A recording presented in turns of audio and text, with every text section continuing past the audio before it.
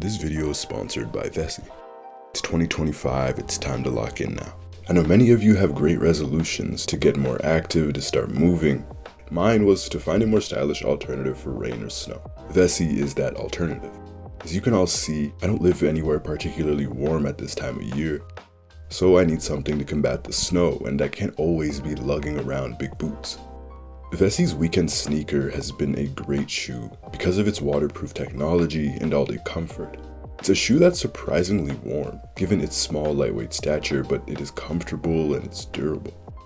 The waterproof technology is the real prize, making it so unique compared to other brands. It really is shocking that these small, lightweight shoes can withstand even snow and slush. It's this quality that makes Vessi shoes that much more valuable. It's great, really. Again, it's 2025, you can't let a little bit of rain or snow stop you from staying active, and definitely don't let shoes stop you. Even though we're already a month in, Vessi is still the perfect shoe to usher in the new year and chase your goals. Take the first step into 2025 with confidence. You can use this QR code on the screen or explore at vessi.com/sagesrain for waterproof shoes that go with all your outfits and get an automatic 15% off your first order at checkout.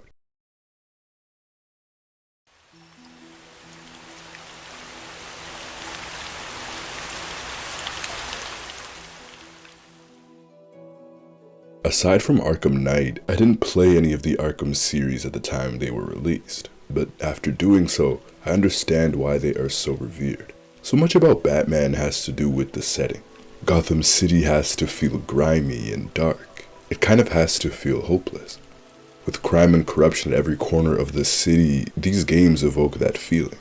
That every section of Gotham belongs to either the Penguin, the Falcons, Two-Face, or Black Mask. That they are all terrorizing the people. The police have to feel equally as corrupt as the villains. And then you have the supernatural horrors like Clayface, Killer Croc, and Grundy lurking about. Just like Batman the Animated Series had its slick Art Deco aesthetic, in these games it's either snowing or raining, there are gargoyle statues everywhere, and that griminess and that darkness, it's felt. Arkham Asylum has to feel like a never-ending horror house, and the game feels like that. This series nails every aspect of this. The city feels alive and parasitic, and Batman the hero feels quite right as well. Though I'm not a huge fan of the combat, it works. The gadgetry, the detective work, the puzzles, you really do feel like Batman in these games. But the one thing that never quite resonated with me as I wish it did in these games was Batman the character, the man. To me, he never felt quite human.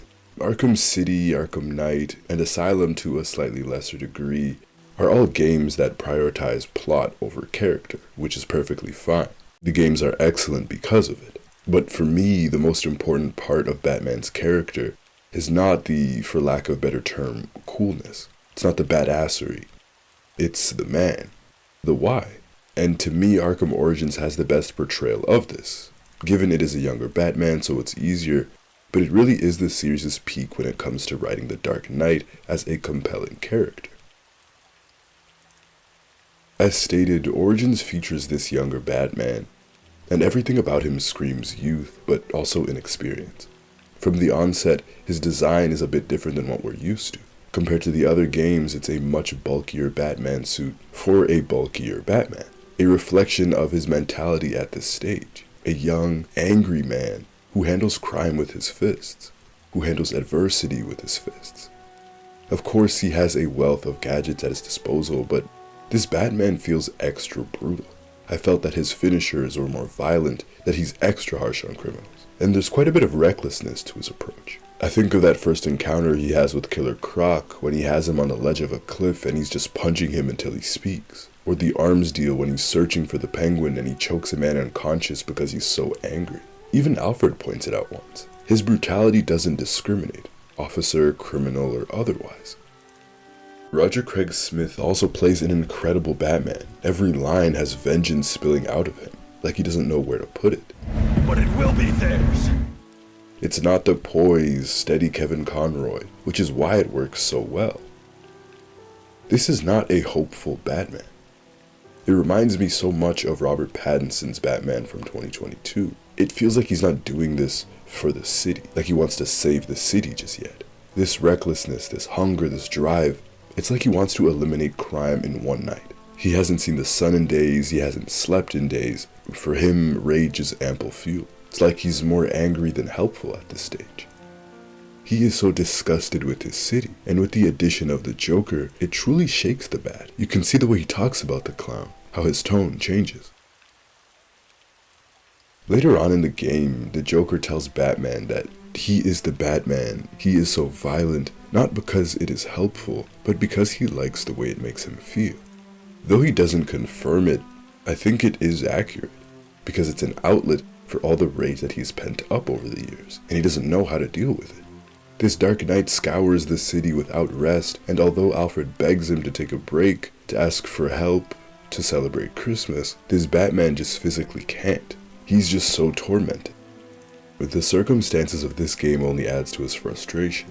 At every turn in this game, another assassin is ready to kill him. How could he find hope for a city like this, where villains are taking over Gotham? He goes in to save one person and he's met with Deathstroke and Firefly and Deadshot. It's exhausting. After the Penguin and Deathstroke and the Electrocutioner, Copperhead's poison forces Batman into hallucinations, and we get into the mind of the Bat. And this hallucination in particular works really well because it's not just his family in this one. Of course, that fateful night will always forever be the base and the root of what fuels him, but in this hallucination, we see Commissioner Loeb and the bank manager, who admonish him because he didn't save them, because he wasn't good enough. Batman feels like every person he didn't save is an indictment on his character, but also like another attack on his parents on that fateful day.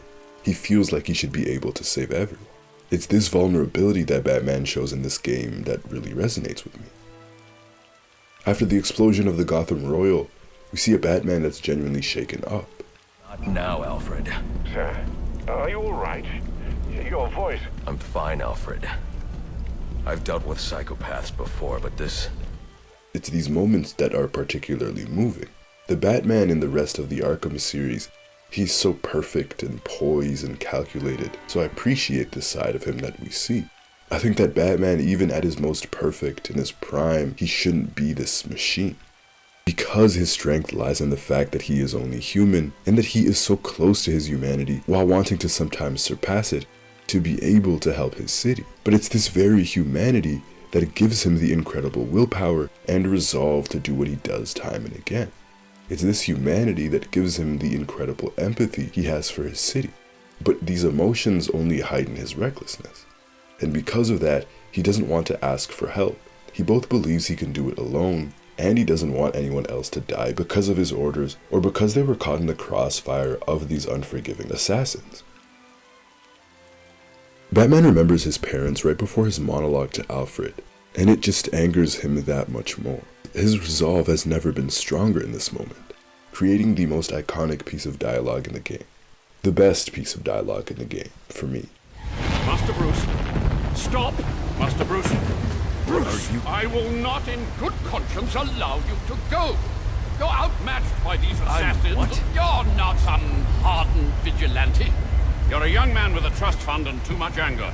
You're in over your head, and I don't want this to be your end. Alfred, who do you see when you look at me? The boy whose shoes you used to tie every morning? The teenager you drove to his first date? While you are here every night, I am out there. The only thing between the innocent and the predator. Be. No, not may be. I am. When the mugger or the thief stops to think twice, that is fear. That is what I am. That is why they hired assassins, because I am the reason the criminals breathe easier when the sun rises. So no, Alfred, I am not in over my head. Tonight will not be my end, but it will be theirs. Batman saying all of this, it's an objectively very cool, very badass line, but underneath it masks a lot of pain, and in this game, exhaustion. I think it's easy to understand why this Batman is so relentless. Because that night, like we saw it, is playing over and over again in his head all the time. Joker in this game rants and laments about how cruel memory is. Unwanted party crashers screaming through your synapses, inescapable and unrelenting. This is what haunts Bruce. That night, his parents, himself. He wants Batman to be what he didn't have that night. Because if he had a Batman, maybe Joe Chill would have stopped to think twice, and then he would be normal. His parents would be okay. And it's so fitting that after such a cool line, a line where you feel like Batman has taken control of the situation and that he's ready to handle what's to come, things go extremely south for the man. Bane infiltrates the Batcave and nearly kills Alfred. Alfred! Alfred! For a few minutes, he actually did lose Alfred. We get to see what truly matters to the Bat. In this whole scene, we see his humanity in full effect, his emotion, the fear over losing his family, and we see his willpower, refusing to lose Alfred, forcibly bringing him back to life. And one of my favorite moments of this game is his reaction afterwards. He walks over to the Bat computer where the police scanner is going off, calling for backup, and he just hunches over and turns it off. And he thinks of the people he's lost. You see how exhausted he is. I adore this moment because again, it shows us that Batman is only human. He doubts himself. Seeing this young Batman suit and cowl with all these scratches, the cape is tattered, this is just a man. I can't do it, he says, repeatedly. Bruce Wayne is a genius, one of the greatest martial artists in the world, a billionaire, but he is just a man. It's important to see that Batman doubts himself. Even the Dark Knight needs to be told by Alfred that he is enough, that he is capable, because it makes his feats that much greater. Most of all, like Alfred has been asking him this whole game, he needs others, and the city needs him. Almost losing the last remaining threat to his parents forces the Bat to change. It alters his perspective. Anger cannot solely fuel him anymore. Just like Pattinson's Batman, he needs something more. At the end of this game, Commissioner Gordon has a monologue where he expresses that Batman has inspired him. And more importantly, Batman has inspired Barbara. Barbara, when she starts helping out Batman, the admiration she has for him can be felt right away. And that's what Batman represents. Along with the vengeance and the fear, he is an inspiration. He is hope. To me, there's so much weight in that introductory meeting between Batman and Barbara. When Barbara asks him, "Why do you do what you do?" At that point in the game, she's the only person, aside from Alfred, that doesn't fear Batman. The only person who saw the man. And I think that helped him continue. She saw the good that he was doing, and Batman saw someone, a young person who believed in their city, and a person who believed in him. Probably the first person to. Barbara was that hope, and she saw the hope that he can inspire. All it takes is one, from Barbara to her father, Jim, from Jim to the rest of the force, and the chain reaction begins. This Batman had an arc. He learned and he grew. Batman cannot just be anger. He has to harness it. He has to be something greater for himself, for those around him, and for his city. At the end of this game, that is what he has become. That's what makes this Batman the series' strongest. I keep asking myself why I didn't bring him in. And I now know the truth is I let him go because of you. Because you believe in him. I don't know. They put me in charge of a station